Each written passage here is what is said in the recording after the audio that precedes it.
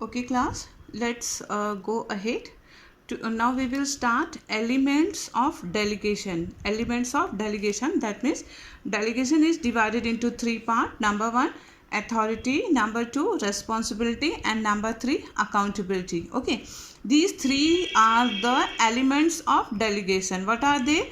Authority, responsibility, and authority, responsibility, and accountability. So let us start. What is the authority? Authority refers to the right of an individual to command. Okay, just see.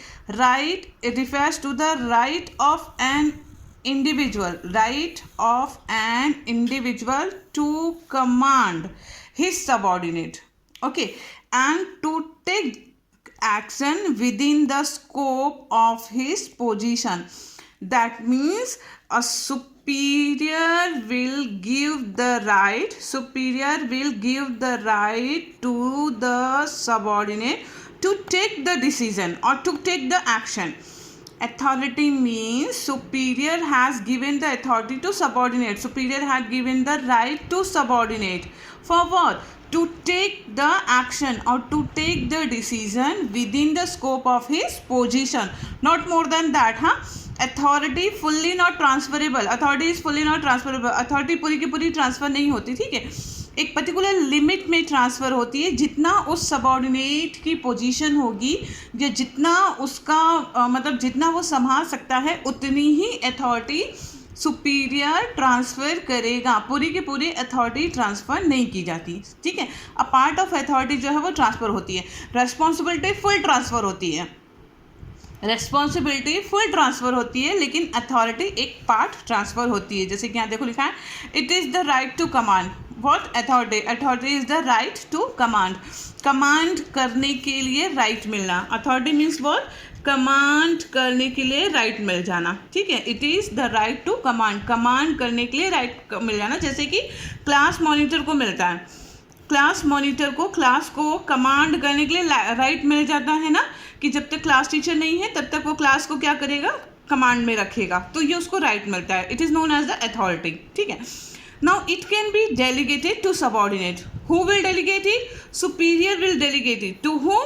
To the subordinate. किसको delegate की जाती है? ये subordinate को delegate की जाती है. It arises from formal position of organisational structure. ठीक है, देखो, it arises from formal position. ये फॉर्मल ऑर्गेनाइजेशन में ही होता है. ठीक है, इनफॉर्मल ऑर्गेनाइजेशन में ये अथॉरिटी, रेस्पॉन्सिबिलिटी और अकाउंटेबिलिटी नहीं होती है. किस ऑर्गेनाइजेशन में होता है? फॉर्मल ऑर्गेनाइजेशन में ही होता है, for organisational structure.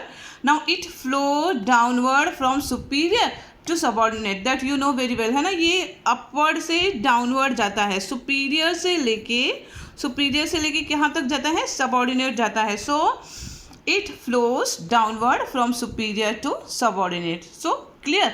Authority. What do you mean by authority? Authority means passing the rights to command. Command देने के लिए राइट को पास आउट करना. ठीक है, now let us go for the responsibility. Responsibility is the obligation. Just see, authority is the transfer by the superior. Now we are in a subordinate. Responsibility is the obligation of a subordinate. Just see, हाँ, responsibility is the obligation. Obligation मतलब समझते हो? बात को मानना कि yes I will do it. मैं इसे कर सकता हूँ या मैं इसे कर सकती हूँ. That is known as the obligation. So what is the responsibility? Responsibility is the obligation of a subordinate. कौन ऑब्लिगेशन लेगा? सबॉर्डिनेट लेगा. To perform the assign duty effectively. वो इस बात की रिस्पॉन्सिबिलिटी लेगा कि yes I will complete the work with the help of authority. Clear हो गया? और कैसे वर्क कंप्लीट करेगा? With the help of authority which is given by the who will given by the superior to subordinate. Yet we had learned na authority. ये authority which is given by the superior to subordinate. So let's go ahead. Now it is an obligation.